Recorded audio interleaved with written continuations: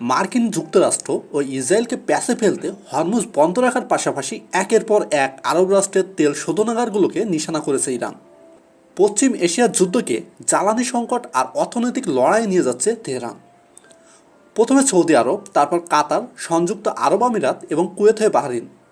পশ্চিম এশিয়ার যুদ্ধে আমেরিকা ও ইসরায়েলকে চাপে ফেলতে একের পর এক আরব রাষ্ট্রের খনিজ তেল শোধনাগারগুলোকে নিশানা করেছে ইরান।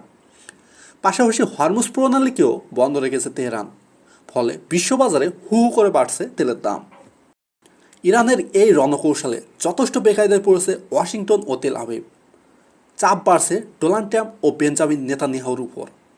চলতি বছরের 28শে ফেব্রুয়ারি যুদ্ধ শুরু হওয়ার পরপরই সৌদি আরবের সবচেয়ে বড় তেল সংস্থা আরামকোর শোধনাগারে হামলা চালায় ইরান। মাত্র 3 দিনের ব্যবধানে 2বার ড্রোন ও ক্ষেপণাস্ত্র আছড়ে পড়ে সেখানে। ফলে তড়িঘড়ি করে তেল উৎপাদন ও সরবরাহ বন্ধ করতে বাধ্য হয় রিয়াদ। দ্বিতীয় ধাপে কাতারের তরল প্রাকৃতিক গ্যাস উৎপাদন কেন্দ্রকে নিশানা করে ইরান। প্রতিরক্ষা বিশ্লেষকদের দাবি, ইরানের এই রণকৌশলের নেপথ্যে রয়েছে তেল অর্থনৈতিক অঙ্ক।